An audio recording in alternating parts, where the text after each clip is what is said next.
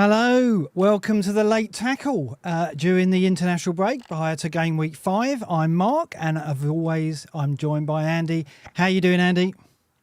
Not too bad, thank you, my friend. It's been hot, but it's good. It's good to be back. Obviously, talking a little bit about FPL, but it's been nice to have a little bit of a break as well. It's absolutely roasting in my shed, I tell you. It's all right in the morning. Shed. It starts off all right.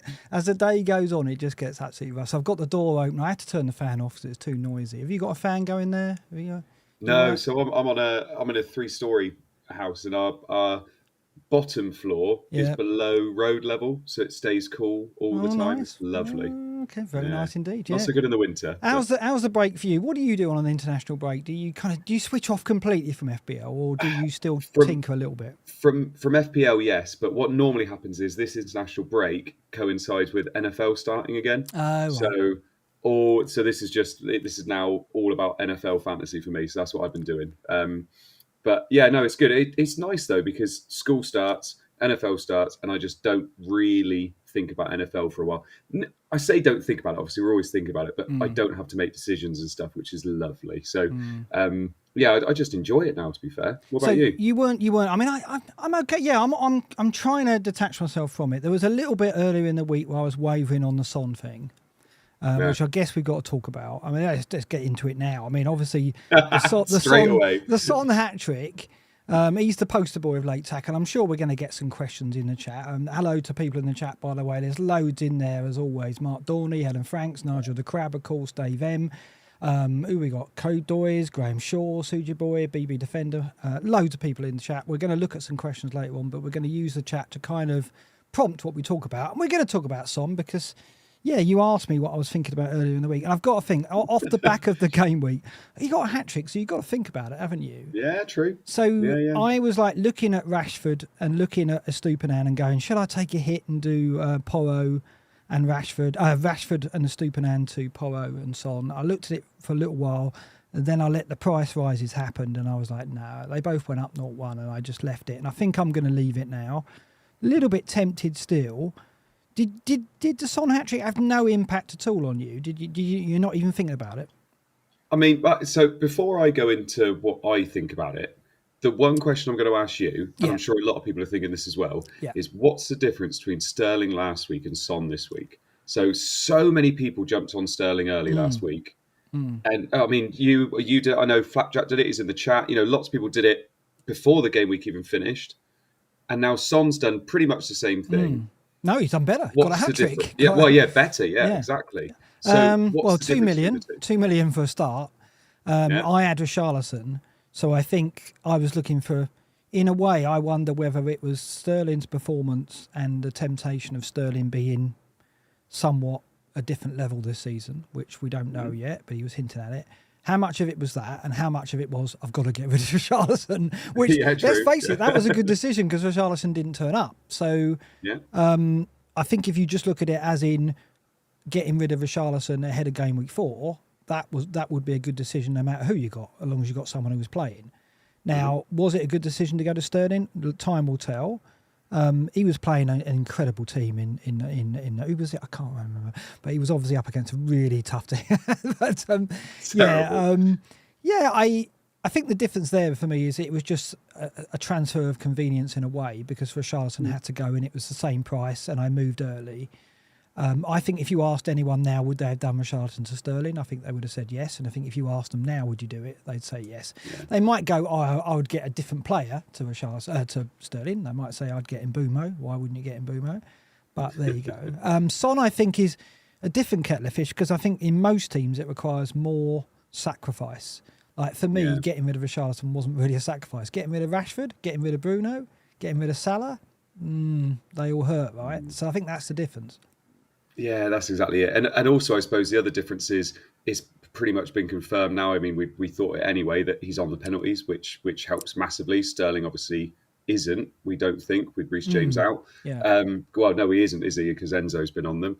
And also that playing up front, that playing up front with Richarlison was out. I still don't think we definitely know that Son's now going to be their main striker for the next couple of weeks, whatever it is, because of course Richarlison could be back and then he's thrust up front again. But it's very, very interesting, and it's obviously it's typical kind of early season, isn't it? We have a week where someone does really, really well, and then everybody jumps on really quickly. But they've got a nice fixture now, haven't they, in Sheffield United at home? Well, I want to show you something, actually, because I've made a new friend in the community. Every now and then I reach out to people and make a friend. And there's a guy called FPL Radar who had been putting some stuff on the internet, and I was like straight on him. I was like, "Oh, this stuff looks good. We'll get some of this." And you know what I'm like? I like to pilfer other people's work for BlackBox. So, don't want to do the work myself. So he's done a few charts this week at FBL_Radar. If you want to follow him, I recommend you do, because he's doing some good stuff. This is one of the stuff he put out this week, and as you see here, this is basically the two teams plotted against each other, attack versus defence, and the differences between the attacking XG and the defending XG. So it's XG versus XG conceded.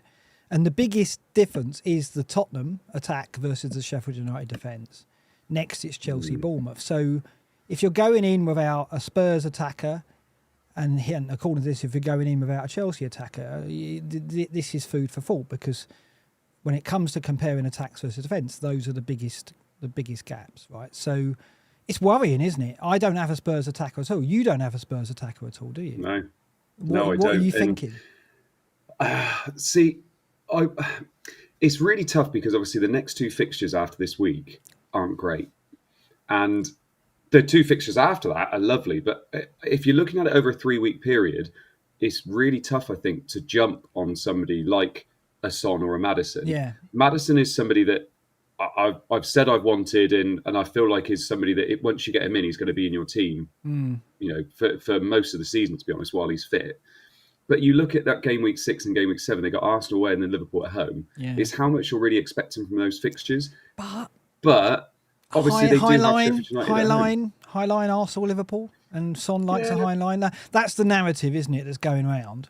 But yeah, and it's tough, obviously, if you, like you just said, if you're looking to get Son in for someone like a Bruno or a Rashford, they've got 2 nice fixtures in game week 6 and 7. So it's what do you expect from a Maddison or a Son in those 2 fixtures compared to a Rashford or a Bruno? Mark Dorney thinks Spurs will get 4 goals over those 2 games. So I mean, this is it. Under Ange, Spurs are attacking outfit, aren't they? That's. But Man United have Brighton at home. Yeah. Brighton have one of the worst XGCs in the league, bottom 6. Then they've got Burnley, who have conceded goals this season. So I don't think it's as easy a move as people are maybe saying. I definitely wouldn't be moving out one of those Man United players for a hit. That's what my question was going to be. So it would be a hit for me, for Rashford out and a Stupinan out. I'd need to get a Stupinan out for the money, because I've got Salah, so I need to find money. You're right. United versus Brighton, their attack. I mean, it predicts a game of goals, this, because the Brighton attack against the United defence is a gap, and the United defence, the United attack against the Brighton defence is a gap. So, yeah, you're right. I think that isn't a bad fixture for United. And the only question I've got for you when it comes to Man United, all this stuff going on with Sancho, with Anthony, right? It's not good, is it? And there's already some nagging concerns about Ten Hag, and I'm not going to say has he lost the dressing room, but there's obviously problems, right? Yeah. Now, the other thing is Anthony. We're not going to get into the off-pitch accusations, but you've got to think he's not going to play, right? They're not going to put him on the pitch, are they? Oh, there's so much going on at the moment, and this is exactly what we didn't want to start the season, basically. And obviously, against Arsenal, we finished with Maguire and Johnny Evans in central defence. So, as well as everything else going on, we've also got a slew of injuries, which is just not helping. There will be goals in that game. You can see it. Like it's looking like it's going to be like one of those 3-2, 3-alls, one of those kind of fixtures. And it is a big worry. But still, it's not like we're looking at a player like Anthony, our team. But Rashford and Bruno, I'd be hard pressed to say that they're not going to do something in those kind of fixtures anyway. But Son is kind of sat there. But I don't know. Rashford, right? This is the key. If Anthony doesn't play, Garnacho will play left, so Rashford will have to move right, won't he? And we've just seen what Rashford can do on the left again, and how much he's suited to that. And yet, this upheaval, if Anthony doesn't play, surely that means Rashford's got to move, doesn't it? The thing that's annoying is that obviously it would have been Sancho playing on the right, wouldn't it? I know, but he's done that as well, hasn't he? Exactly. So, and I mean, it's going to be tough for Sancho to come back from what he said. And, Ten Hag isn't the kind of guy that would take that lightly, I wouldn't have thought. He would be quite annoyed that he came out publicly and said that. So, Yeah, it's Rashford on the right is obviously a lot different to Rashford on the left. Rashford on the left is exactly where we want him to be. Yeah. Højlund playing could help a bit though. He looked very, very good when he did. came on against Arsenal. He did. So that would help. But yeah, my biggest thing that I've got at the moment with the United boys, and I've got double at the moment, is I don't trust us as a team enough to justify having 2 midfield spots taken up with them. No, I agree. I own no Spurs midfielder, and I want a Spurs attacking asset, so I have to get rid of one of them. But which one I want to get rid of, I still don't know. Are you going to do it this week ahead of the Tottenham Sheffield United game? Well, I could, but if I did, like, I'm looking at wildcarding in game week 8. And if I wildcard in game week 8, okay, right, yeah.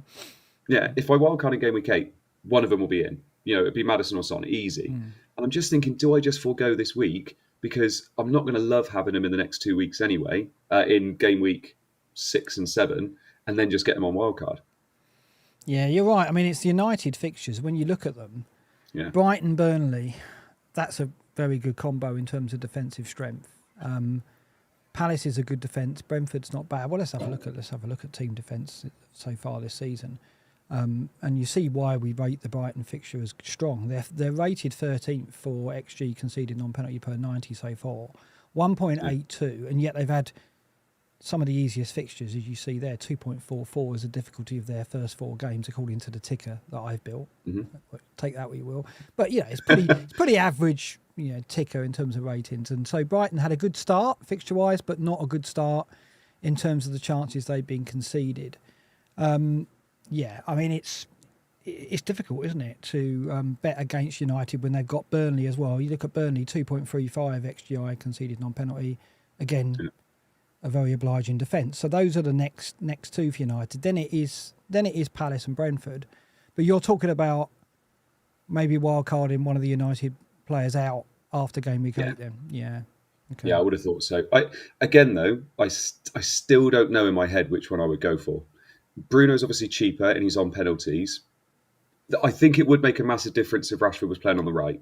Yeah. I think for me, that would make me think, if Garnacho gets the left wing and that would be our only 2 wingers for a while, I think it's going to be tough to go for Rashford over Bruno.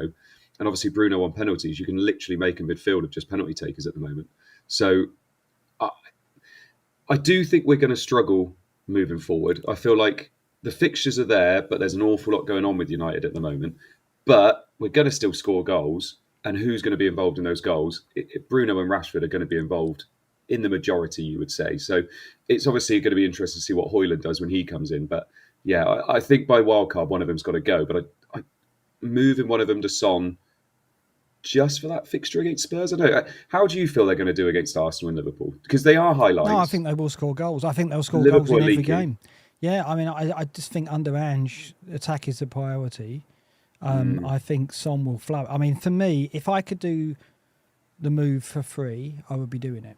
Because it's a hit, I'm hesitant. But what I plan to do is probably roll the transfer, see what Rashford does against Brighton, and then even though they've got Burnley, if Son looks good against Sheffield United, I'd think about doing it with 2 free transfers, making a doggy move for Stupinan, and then because Brighton's fixtures are not great, and we're relying. When you look at it, they got Bournemouth at home in game week 6, and maybe I push it out for another week. But then they've got Villa, Liverpool, Man City, and we've seen their defence. Their defensive data is not good. The thing with Stupinan, and I'm going to bring up another chart by my new friend FPL Radar. This is crazy. This is actions in the box. This is touches, passes into the box, and carries into the box. Data from fbref.com. Raheem Sterling at the top, but mainly because of touches, as you can see. If you're on listening to the podcast, basically Raheem Sterling's had the most touches in the box, but he's also had a lot of passes and carries into the box as well. And then you've got Karo Mitoma, Bukayo Saka, Son, Martinelli, Kulusevski, all players you might expect to find here. And then you get to Stupinan, the only defender in this, I think it's top 15.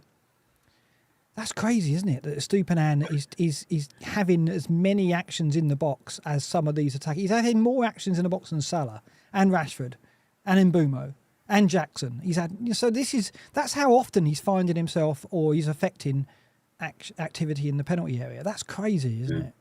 I laughed at first because I thought you were bringing this up about Son, and then I kept reading down and saw a Stupidon's name. Yeah, that is ridiculous. But we've seen this. Like he does get ridiculously far forward, and we've seen how much he's getting in the box.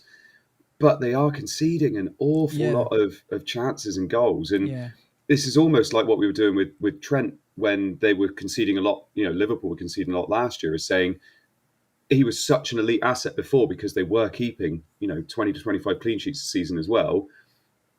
Brighton aren't keeping clean sheets at the moment, and they're conceding an awful lot of goals, and it's that upside to Purvis and Stupidan is that 4 of the next 5 fixtures are hideous. Basically, they really are as bad as they can get. Where is it on here? They've got United, Villa, they're Liverpool, bottom City. of the fixture ticker there.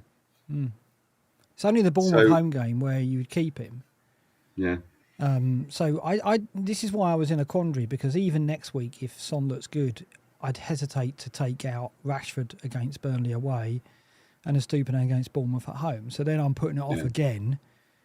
And it's whether Son will do damage at Arsenal.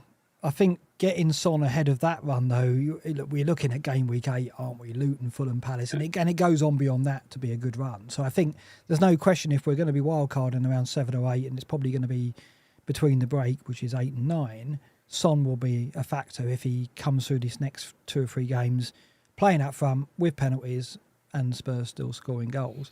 But can you hold on that long? You're planning to, obviously. I think I am, yeah. I think I will. I mean, I suppose the other deciding factor would be if you would bring him in and captain him. This week. Because if you are doing that and you think that he would be the best captaincy option, then for me, I kind of get it, because that would obviously bring you up more points than you would if you weren't to captain him, obviously. And who is it City have? They've got West Ham away, haven't they? Yeah, so it's up there at the moment. There's a captain conversation here at the moment. Haaland goes to West Ham, 0.83 XG on penalty per 90 at the moment. Son 0.60. Maddison's in there twice, I must say that. Correct that. For so good he's there twice, yeah. But yeah, there's no doubt that if you've got Maddison or Son, it is tempting, isn't it, to go against Haaland here, because West Ham have obviously had that great start to the season. He did get his first Premier League goal at the Olympic Stadium, of course. And you back him to maybe get one. Can he go mad against West Ham? I think confidence is with that team. They've got defenders who could be equipped physically to deal with him, but it's City, isn't it? And you think West Ham's way of playing at the moment is to have 20% possession and counter-attack. Can you do that against City? Can you concede that amount of possession to City and come away? I don't know. I think that's going to be tough for them, isn't it? I think they win the game. If we look where Haaland is so far this season, it's quite surprising. I mean, this is the forward so far rated by XGI non-penalty, and he's not top. We'd expect him to be out there on top. Nunes, Darwin's always his great rival for XG, and he's only played, obviously, 108 minutes, so it's a very small sample for him. Haaland... Yeah, decent numbers. You can't knock it. He's in the top 10 for all the key indicators. But am I right in thinking we are feeling a little bit like we can go against him? Because, last year for a spell, Rashford was became a player who we were brave enough to go against Haaland with. This season, I'm saying maybe confidence in Maddison and Son. Not Salah yet, but that will come. But certainly the Spurs boys are, with a good fixture, we're feeling a bit more buoyant about it, aren't we? I mean, it's just whether it's too soon. I don't know. I don't think I put Maddison in that conversation. Would you not? I don't think I captain Maddison. Right. I think, if I had the choice between the two and you said you had to bring one of them in this week and captain, Son would win that all day long for me. And I think that's the one thing that's making me think about which one to go with, is that if I do want to try and go away from Haaland, because at the moment, I don't really feel like I've got a lot of captaincy choices, because those United boys are very tough to go with. But if I were to try and bring a Spurs player in and then think about captaining another player, I think Son would have to be, especially if he is up top and he's on pens. I think he would be the arguably, along with Salah, but I don't own him, a captaincy option for sure. J77 Lag says Salah against Wolves would be a captain thing. I would tend to agree if it wasn't against the background of all the Saudi speculation. I'm definitely holding Salah, and I hope what we see against Wolves is Salah in his regular... I mean, he's returned in the last 10 games, so you kind of expect something. Yeah. If the Saudi thing wasn't there, and if there wasn't any because everyone's going to be watching him, aren't they, to see whether body language, whether he's positive, whether he feels frustrated by the fact he wasn't allowed to move. No one can know, and even when we see him against Wolves, we're not going to know. We might get some clues.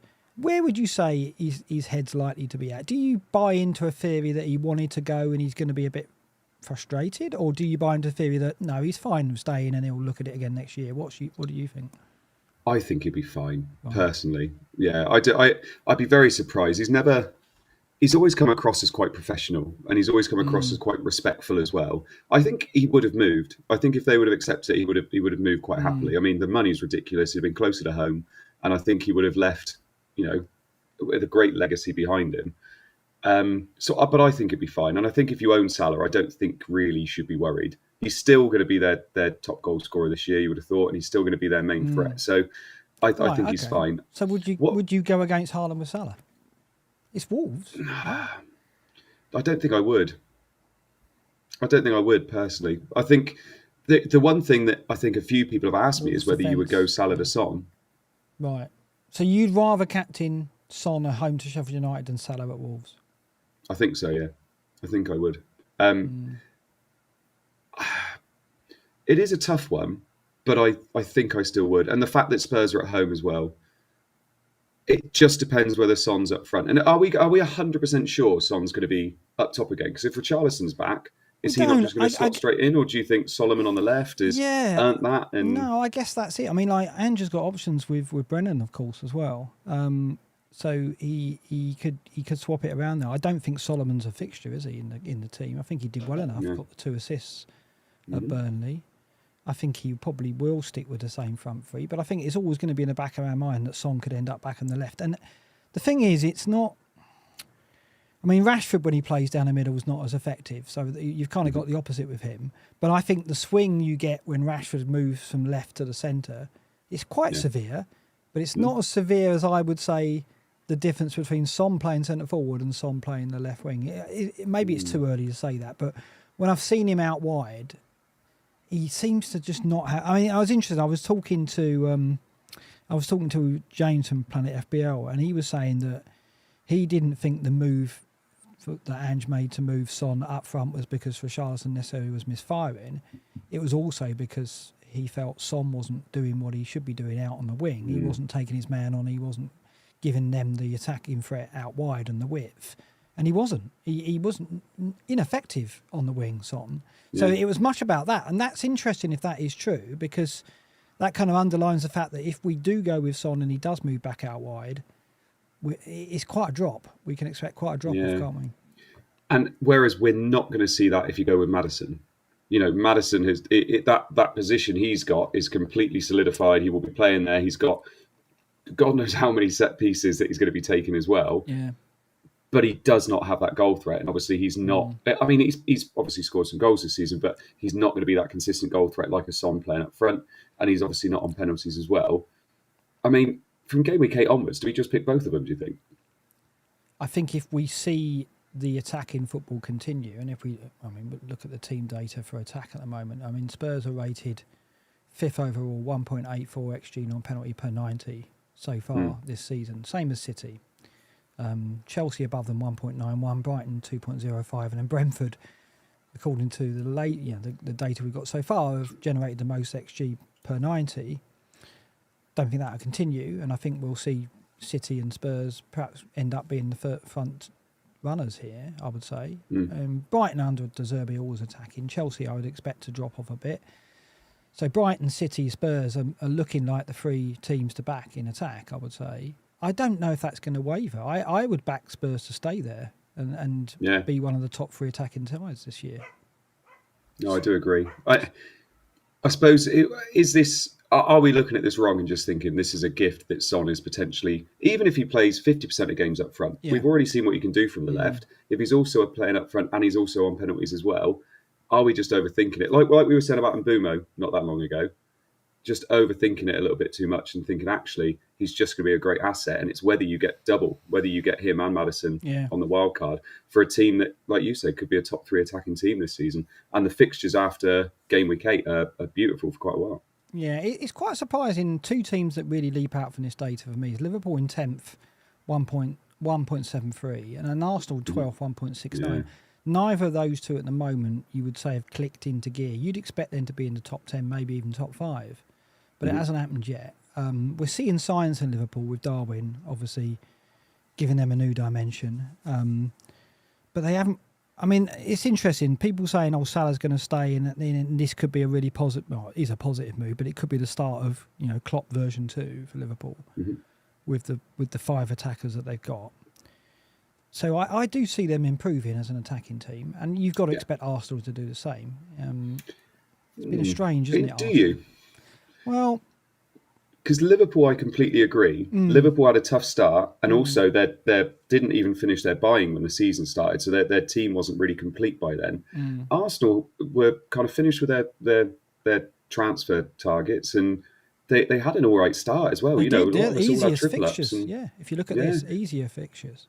Their new system. The impression I get from Arteta at the moment is he's just trying to be too clever. Didn't he have 43 different formations in one game or something? He said, wasn't it? Yeah, he went through different formations in the game.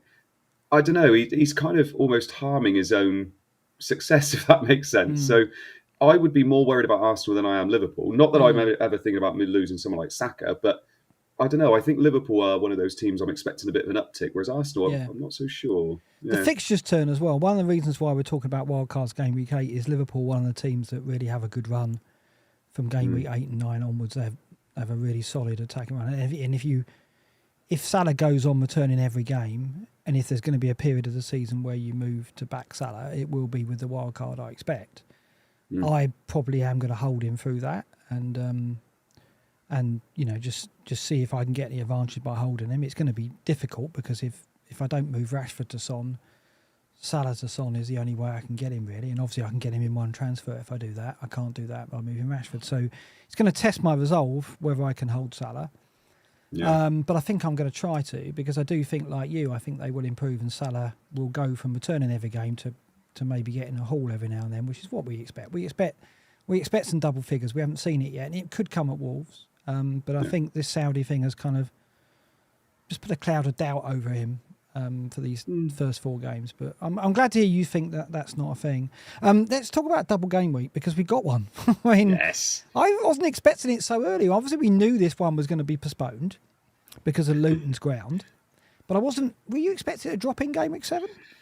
No, I was expecting it a bit later, to be honest. I was expecting it to be quite a little bit down the way. So, for it to be in game week 7, I was quite surprised. I do love the fact it's in game week 7, because for all those that are eyeing up that game week 8 wildcard before the international break, dead end into it. It's lovely. Yeah, that's exactly it. So we did a members video with David tonight. So I did that at 8 o'clock with David, and we were talking about it there, and I was saying that I'm going to go for it. I'm not going to go for it as in like 6 players, but I think Morris captain is high up there for me. I think those 2 fixtures are nice. Everton away, Burnley at home, fine. And then next week you can just sell him on a wild card. Well, I think what's intriguing as well, you've got, if you want to, you could move this week or you could move next week for Morris, because he's got Fulham away and Wolves at home. And you're right, Everton, Burnley, you've got to back him in that. So I know there's been a lot of kind of like tongue-in-cheek references made to content creators and double game weeks and so on. But I think there's no way I'm not having Morris for that double game week. Yeah, no, 100%. And David made a really good point on the members stream earlier, saying, people mention Dennis, people mention Weghorst, people mention Josh King, but what happened there has no impact on what is about to happen in game week 7. He could still blank, but that's not because they blanked years ago. So I think it's just whether you captain him, isn't it? Like, if you go for it, but then do you captain him as well? But Haaland doesn't have a great fixture that week. Salah doesn't have a great fixture that week. I haven't looked at that, actually. So Haaland's got West Ham away, and Salah's got Spurs away. Well, Haaland's got Wolves away. Wolves away, sorry. That's good enough for me. Is it? Yeah, I think so. I think Wolves away is a good enough fixture to captain him in.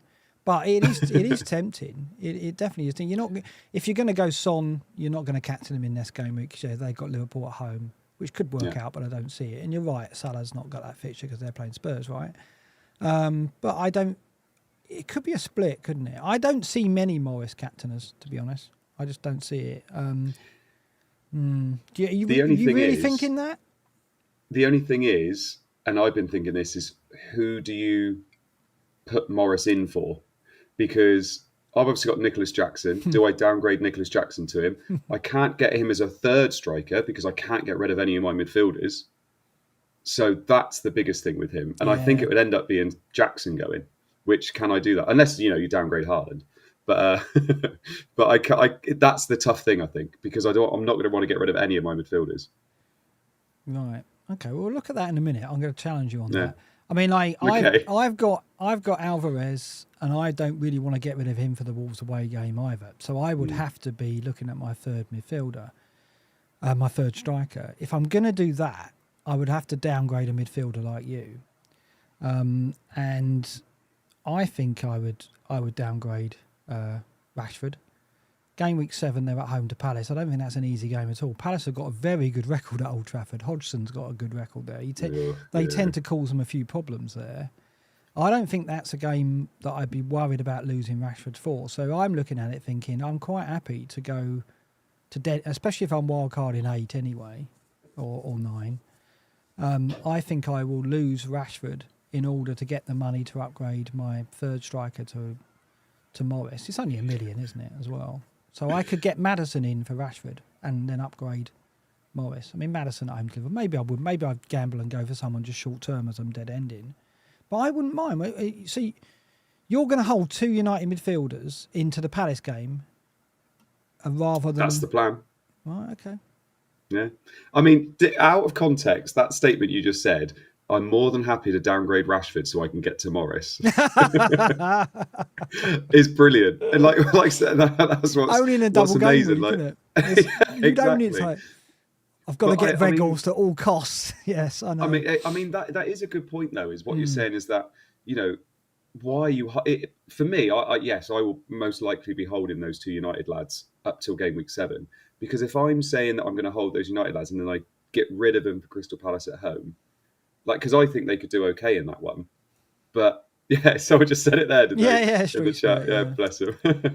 And that is the thing. Morris could get 4 points.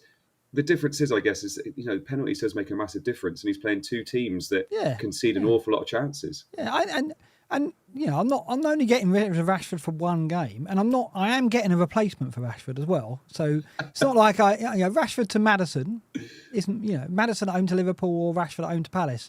I don't think there's that big a gap between those two, because I don't think Palace are a very easy team to play. Yeah. Whereas Liverpool are no great shakes in defence. So arguably, Maddison at home to Liverpool is not much worse than Rashford at home to Palace. So is it a sacrifice in order to get Morris? I don't think that's that big. We'll see when we get there. But I think this is the planning you've got to do there. You've got to look at it and think, okay, because no one's wildcarding for the double game week, right? No one's doing anything silly like that. No one's free hitting for it, right? So it's all about free transfers, isn't it? So you've got to look at it now and go, I haven't got 2 frees this week, so I've got to generate 2 frees at some point in order to put myself in a position to exploit that double game week. Yeah. Are you thinking Morris and one other? In terms of the double game week players, I because it's wildcard the next week. If I were to go anywhere else, you could go for like a Kabore or something like that, I guess. But it's whether they're... Because Giles has been mentioned quite a bit. I was going to say, can I tempt you to a waff of Finn Giles? No? But I was talking... I know Flapjack was talking to Bricky and saying that they're not 100% sure Giles will definitely play both of those games. And obviously the worst thing is to play a Luton defender and they don't end up playing both games. So, yeah, I because it's the wild card the next week, it would be tempting. I wouldn't do it for a hit, because I don't have that much confidence in them. But if you were going in with 2 free transfers, or you could free up funds to upgrade an Archer and then get him back for game week 8, whatever it is, I don't think that's an awful move to go for it. But it's just who you're benching. That's the problem, isn't it? And it's all kind of team dependent on who you would not be playing. Yeah.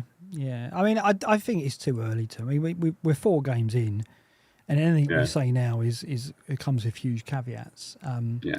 Because it feels like every game week we're getting quite significant new information about players that we would want or players we wouldn't want. And I think that, sitting here now and saying what we're going to do in Game Week 7, it's very speculative. But it's important that you plan your transfers in terms of holding back transfers. I think you're going to want to have 2 transfers going into 7 to give yourself the flexibility to move for 2 players if you want. Because the goalkeeper's the other one. I was going to ask you about this. We've both got Pickford, right? Would you be, if you're going to wildcard in 8, would you be against going Kaminsky or Trafford for the double game week? Yeah, I'm just looking to see who Forest have got. Oh, Forest have got Brentford at home because I've got Turner as well. Just very quickly as well, Turner. Do you think he's going to lose his place pretty quick? I was practicing the pronunciation of the Greek keeper, but I've now fluffed it, so I'm not going to try and take it on. But I think that Turner will lose his role eventually. I don't think it's going to be immediately. I don't know what the trigger will be, really, because I don't necessarily think he's got a howler in him. My feelings on Turner is, and not all the Forest fans feel this, I think he's a bit hesitant on crosses. I don't think he's giving our defence the confidence, perhaps, that we had with Henderson when the crosses come in. So I have a feeling that eventually something will happen that will highlight that, and that will probably be the trigger for him to lose his place. So I think he's almost on a tightrope, because there's no doubt that the new signing is a very experienced Champions League goalkeeper, Greek number 1. It's going to happen, isn't it? Yeah, I think so. It's weird. We were looking at keepers on the members stream and saying that there's only a handful of keepers you can even really touch at the moment, which is really strange. Like, there's so many that have got a backup keeper that's ready to come in. Yeah. Hey, Alec. And it's really hard to try and pick a keeper. And I think, like you just said, like Forest rotated so well with Pickford at the beginning of the season. Everton have obviously been awful. Turner looks like he might lose his spot. So even when you want him, he's not going to be there. And it's a tricky look at the moment. Yeah, I mean, look at Pickford at the bottom there for minutes, but points per 90, 1.3. It couldn't have gone. It couldn't have gone worse, could it? It's just 22nd of there's 20 teams. Brilliant. And only averaging 3 saves per 90. That's not particularly strong either. No. So there's been no redeeming feature from Pickford at all.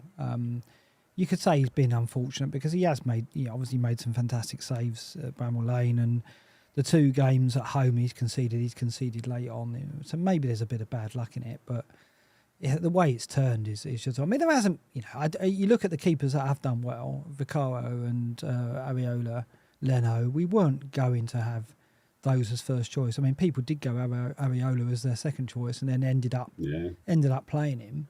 But I don't think, hand on heart, they thought they would end up being being their top choice keeper. But as it stands now, you've got to think wildcarders we'll go Areola, won't we, as one of our keepers? Yeah, I think so. Yeah, and to be honest, it's whether you go Areola and then go for a Turner still, but I don't think many people would do that now because of the uncertainty. So you go Areola and send someone that potentially rotates well with him in the really tricky fixtures he's got. And I think Leno does a little bit. So whether you go for those 2 and then you're just going cheap. Areola, when we were looking at a lot of the stats in that earlier, does come out very well in an awful lot of the stats. And I like him. I think for 4.1 million, for a team that is going to be conceding quite a few chances but won't score an awful lot of goals, I think looks good. Looks kind of a really good choice. He's only one of 2 keepers of a pen save in a moment, so that is boosting his points per 90. But as the data shows here, saves per 90 are decent. BPS, he's not in the top 10 for BPS, so he's not super strong in the other metrics. So maybe the pen save is warping things a bit. No doubt about Leno, though. He was a top performer last season. I think he was top for expected goals prevented last season, and he's second only to Foderingham at the moment. He's had an outstanding start, and I think you're right. That's the pairing that a lot of people are looking at with their wild card from Game Week 8 onwards, and probably where I'll go as well. Yeah, I think Flecken should still be in the conversation as well. I think they're a good team, well organised team. They will keep clean sheets this season, and he's done well as well. He's picked up a bonus point as well, which is always good to see. So I think he should always be in the conversation. But if I were wildcarding in 8, which I'm looking at doing, I think it's Areola. The only thing I will say is that obviously I wouldn't be moving Pickford to Areola now, because Areola has 2 really tough fixtures coming up next, I think, doesn't he? Is it Liverpool in? He does, yeah. Man City and Liverpool, and then he comes out of that. So I think when you're looking at him in the wild card, I mean, no one likes to make when you know you've got your wild card coming in 3 or 4 game weeks, you don't want to make a goalkeeper transfer, do you? Yeah, exactly. But the only scenario where you might is maybe moving your keeper out to Kaminsky or Trafford for the double game week, and it probably would be Kaminsky with the 2 games that they've got. So that's a viable option. I think I will too. I think I will look at another one as well as Morris. I'll want that option, I think. We'll have to see what we go into that week with. We've been going a while. We haven't answered any questions, but hopefully we've hit some of the topics that people are asking about now. So I'll have a quick look to see what we've got in there, see if there's any. Answer your questions now. Fire some questions in, and we'll do our best to answer anything if we haven't covered what you wanted to know. Let's go with Lennox, who's raised the Forest player. Aaron E is really interested in the next 5. Has he gone on international duty? He has gone on international duty. But he is interesting because Forest fixtures really do turn from game week 7 onwards. People said to me, I mean, James from Planet FPL said, "You've got Aaron E, right?" And I was like, "No, I haven't." And I think there was some data on X or Twitter or whatever you want to call it these days. Do you call it X yet? I don't. No. Where it listed the top performers for average points per game since game week 35, and Aaron E was second, and with an ownership of about 6%. He's returned in his last 9 games, and yet only a 6% ownership. But when Forest fixtures turn, we've got to look at him. Is he someone you'd be considering on the wild card? Oh, I was just looking there because obviously his fixtures are quite nice. You've got Crystal Palace away and then Luton at home in game week 8 and 9. I just haven't. The biggest thing is that I'm only looking at potentially 2 strikers because Archer's going to be that 3rd striker because that's just absolutely perfect having him. And those 5 midfielders, I know I've already mentioned, I find it really hard not to go with 5 midfielders. So there's only one spot. You know, it's Archer, Haaland, and who's going to be my kind of mid-price striker, and it's whether I go with him. You could start with him and then move him to somebody else after that. There is the possibility, and I know me and Flapjack have spoken about this an awful lot on Scoutcast as well. You could potentially go 4-5-1 on the wild card because you've got Liverpool, Newcastle, whose fixtures turn, and obviously you could own a Trippier, a Botman, a Trent, and all of a sudden you've got those 4 at the back. So then you're only looking at one position, which is Haaland and Archer on the bench. And do you really want to be spending that extra money on Aaron E? So it's, I'd struggle to see where I would fit him into my system, if that makes sense. Yeah. But he is a player that is being slept on massively. You just said he's returned at his last 9 games. I've never even thought about owning him. No, it's crazy, isn't it? But you're absolutely right. It's the way that our teams are structured and the fact that we can't have anything other than 5 midfielders. Yeah. Which narrows it down. And then you've got Archer, who's a gift at 4-5. So why do you even, you're right, at 4-5-1 is feasible when you've got Archer as a bench player. Yeah. And although people say, well, there aren't many strikers that are worth it, we have got a few. Watkins obviously will have a good run. Mm-hmm. Alvarez, I think, is a great punt. Jackson, people have got who's tipped to come good. Even with those fixtures as well. Yeah. So even with Aaron's form, he struggles to get in there. And poor old Forest, we've got Gibbs White as well, who also in a good run. You would normally, under circumstances, consider him, but you're not going to because of the wealth of midfield options. So Forest aren't going to get in my team, I don't think, even with a good run. So, we'll see. But one question here, if you're wild card in this week, which differential pump would you go for?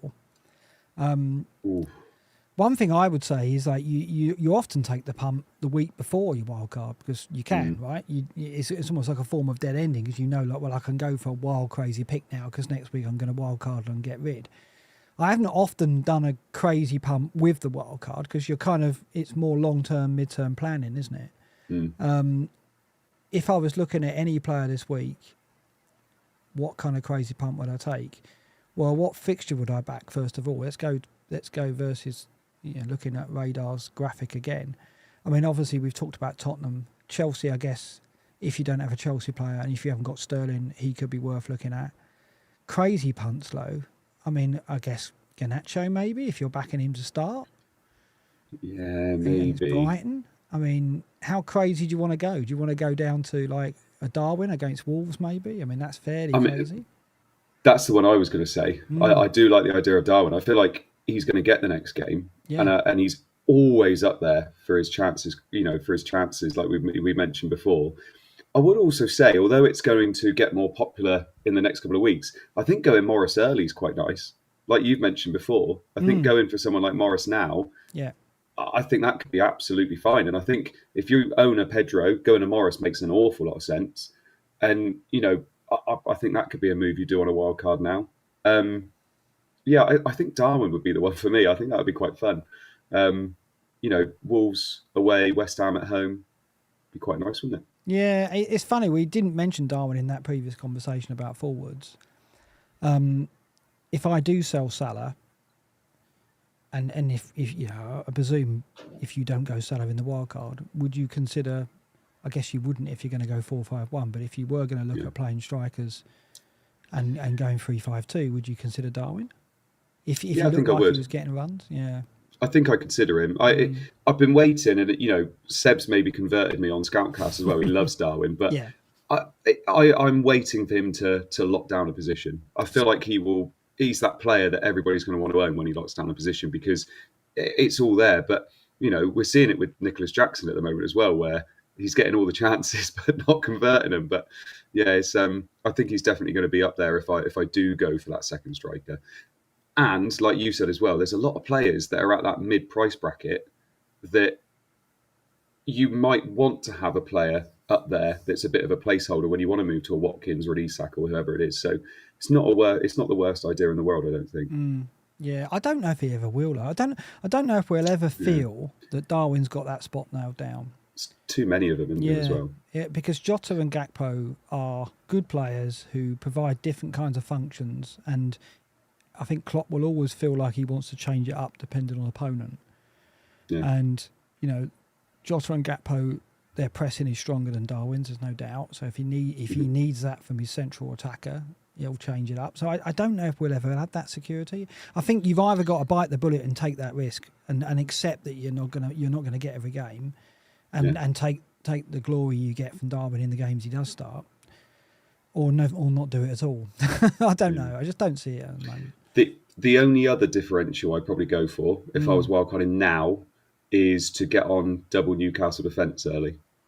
I'd be tempted to do something like that because everybody thinks that Newcastle are rubbish when they've had the worst start you could possibly have, and the uptick's coming, and their fixtures are lovely. And if you can get on them early now, I think that would be a good shout, personally. What are they, 6th on team data defence? And you think their fixtures they've had? Yeah, exactly. Their fixtures are third or fourth most difficult behind Fulham and Wolves. So they've had a really difficult start to the season. You get their 6th here, 1.24 XG conceded non-penalty per 90.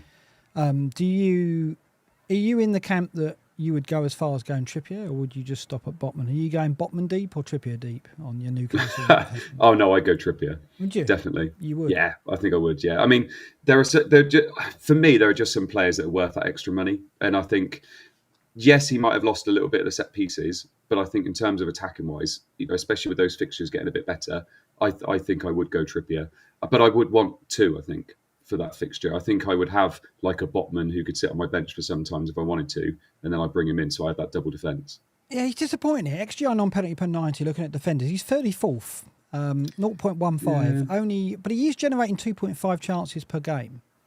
It just they've not been high quality chances at the moment. So he's not where I expect him to be, because last season he was in the top 10 for this all season.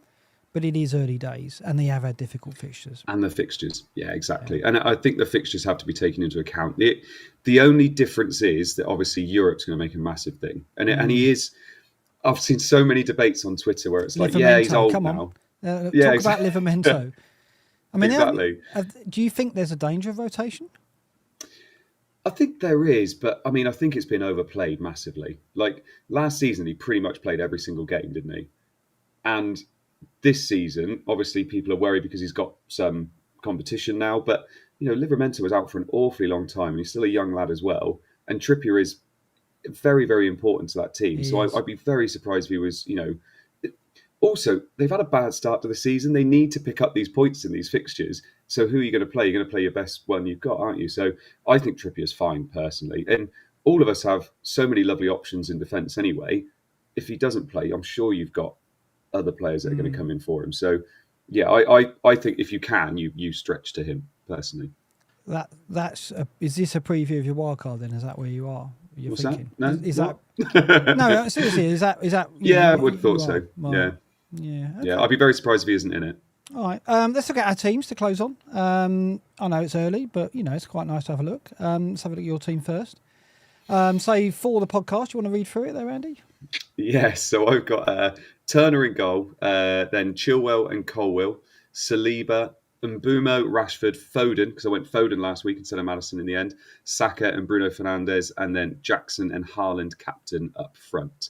Estupiñán and Shaw, still got Shaw, and Osula on the bench with Pickford on the bench as well. So, yeah, I went with Foden instead of Maddison because we got a kind of a leak that Foden was going to be playing. And I thought that Foden was going to score more in the next 4 weeks than Maddison because I'm still planning on wildcarding game week 8. So I went with Foden. It looked okay after 45 minutes, and obviously Maddison scored in the second half. But to be honest, I get why I made the move. And Maddison I wanted long term, but if I was wildcarding, I could just get him then anyway. So, and obviously Son's emerged now. So maybe that was a good decision. So I could now get Son instead of having Maddison. I don't know. So, yeah, I'm happy overall with the team. Triple Chelsea really hurt me last week. Having Chilwell, Colwell and Jackson, who all did absolutely nothing, really hurt me. But I'm happy with the majority of it. I think by the time I get to game week 8, I think I'll want a wild card, to be perfectly honest. So a few questions for you. Go on then. So have you got one free transfer or two? One. 0 in the bank. So is Shaw staying another week then? Are you taking? Oh, not 0 in the bank. 0.5, sorry. So you what's your planned transfer at the moment? Well, it's either Shaw to Udogie or it's moving one of those mids to Son. Oh, so you haven't ruled it out. Or Maddison. I think if I'm looking at it in just the next 3 weeks, who's going to be more explosive out of Son and Maddison? I think I have to go Son, personally. If we're thinking Son's going to continue being what we think he's going to be. I'm glad I didn't move early because I'm not really that fussed about moving early with that kind of thing. And I've got money in the bank, so it's fine. But I think I'd quite happily bench Saliba for someone like Udogie and play him in that fixture. And I've already eaten up so much price drops with Shaw that I feel like he's got to move soon. But I'm also, it's not the end of the world if I'm losing money on him because it's everybody else that I'm getting the points from, if I'm honest. So defenders haven't been amazing this season. It's been all about the mids and the strikers. No doubt. So, I expect more from Udogie than I do from Saliba this week. So if I don't get Son, I think that would be my move. Can you go Bruno to Son in one move? Shall I have a look? I don't think I can. No. Because if you can, I don't even think that's worth thinking about. I think you just do it. I do. I'm not... Two things here. You said it earlier. I don't think I'd want two United attackers. I'd be worried about having no United attack given the fixture run.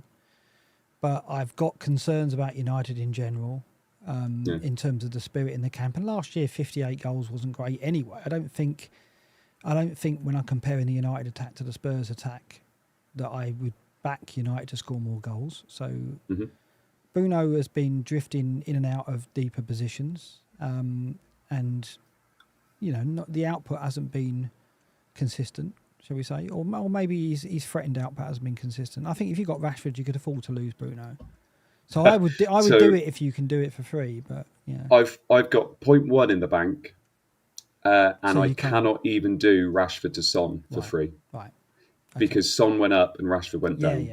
Yeah. Bruno is on pens, John William. You're absolutely right, and pens have been very important so far. So.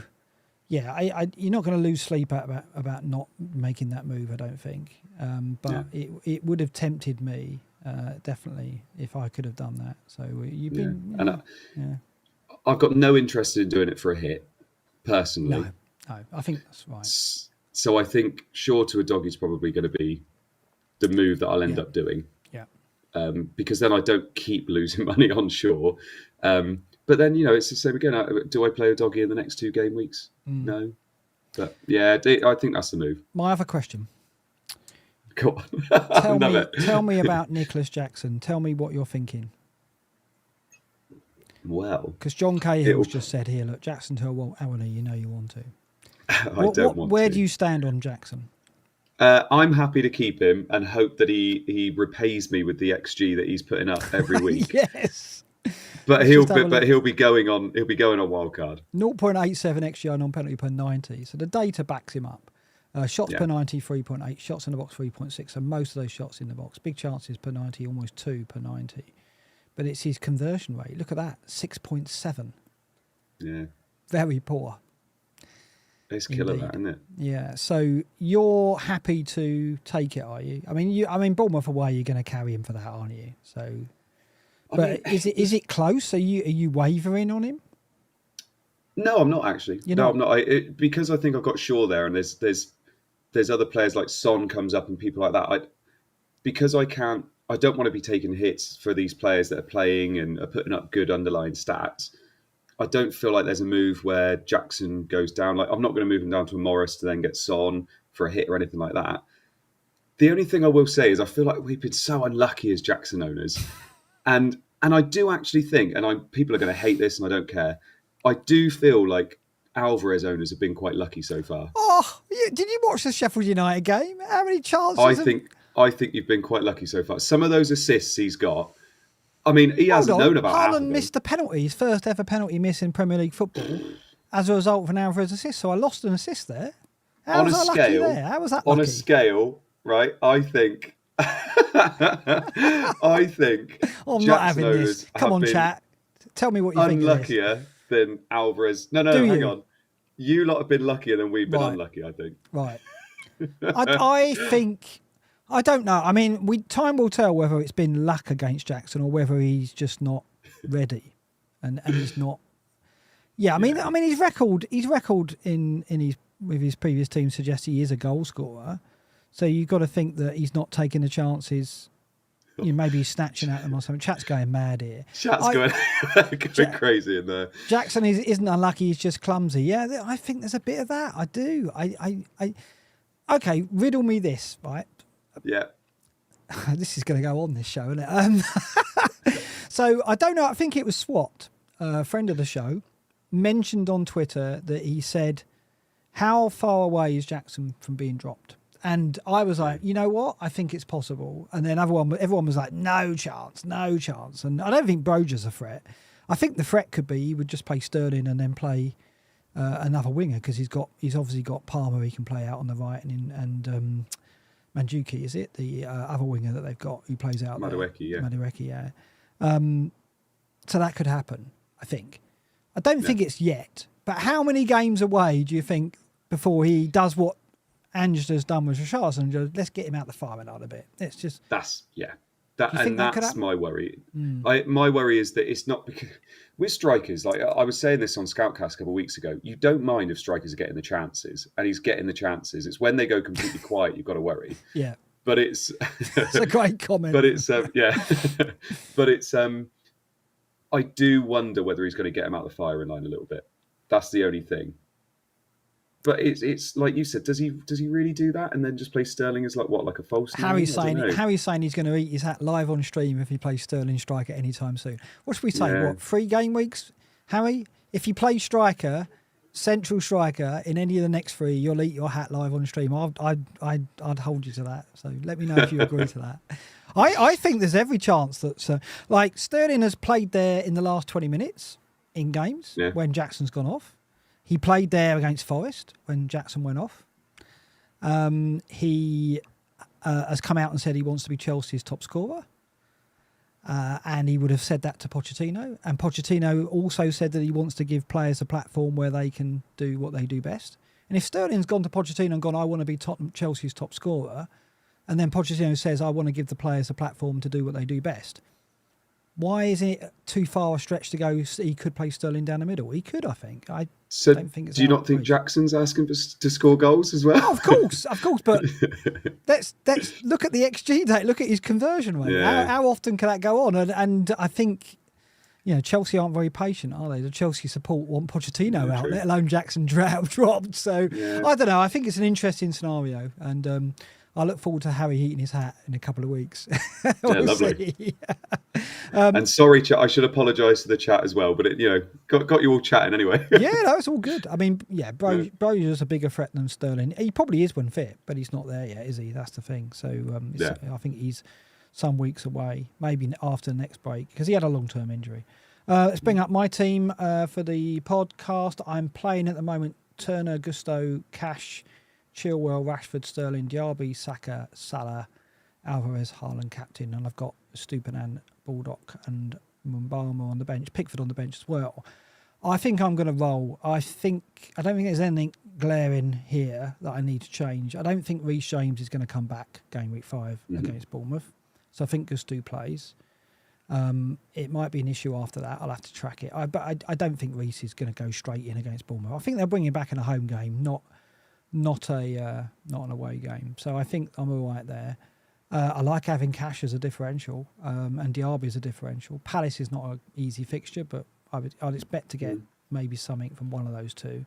So I'm all right. The question is, I don't know what to expect from that team. I think Alvarez and Haaland have obviously worked out for me last time out and could do again, but West Ham's not easy. I don't think it's going to be a big week for me, but I think it's okay. Do I play a Stupinan? I don't think I do. I think that's the right team at the moment. Would you agree? Yeah, I think I would. I mean, it's interesting because obviously you've got Gusto who's got the attacking upside, whereas I've got Colwill. So I have thought about, do I play a Stupinan instead of Colwill? Because, I don't know, I'm kind of expecting Bournemouth to score.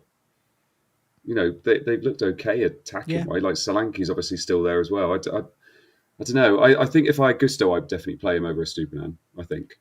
BB Defender asks, if you get wind Alvarez's bench, would you do Alvarez to Morris? He's asking that because Alvarez is up a mountain, isn't he, in Bolivia for his game on Tuesday night our time at 9 o'clock. So he's got 3 days to travel back from a high altitude game. I think he'll play.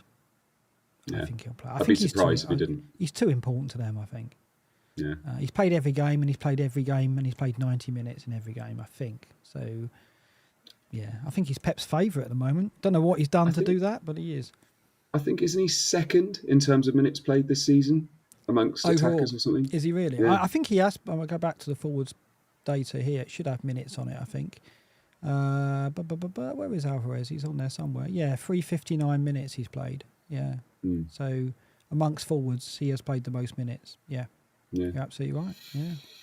Yeah. I think there could be some doubts with the journey he's doing, but a lot of City are travelling, of course.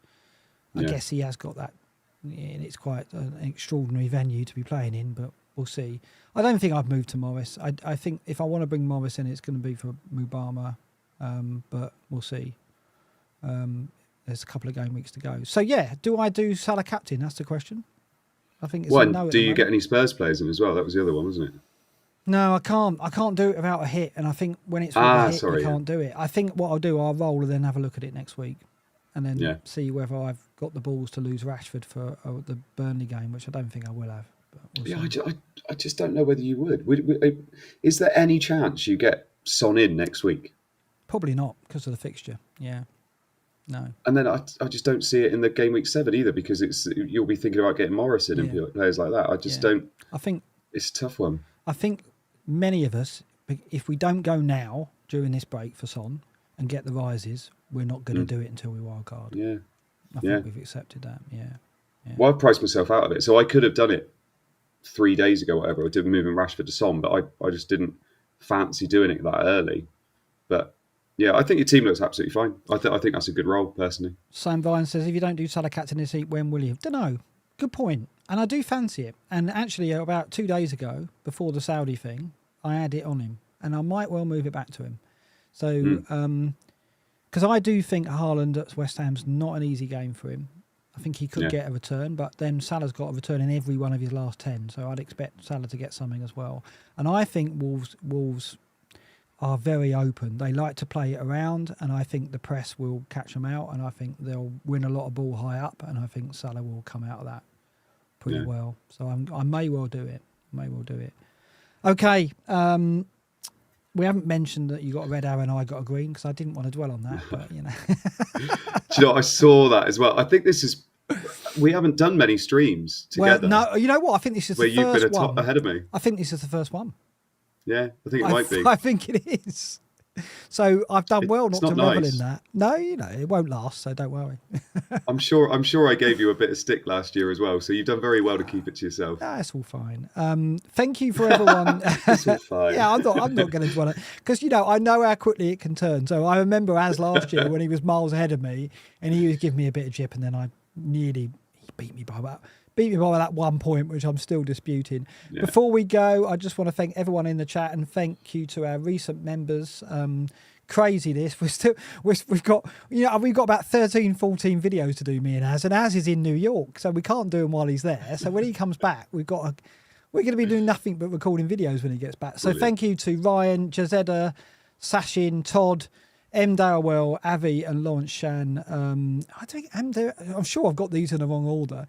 But anyway, these are what YouTube is telling me are the recent members, but I don't think that's necessarily true. If you're not listed there, we will give you full acknowledgement in next week's show when Azzy's back from New York, and hopefully by then as well we've recorded some of the welcome videos for all our new members.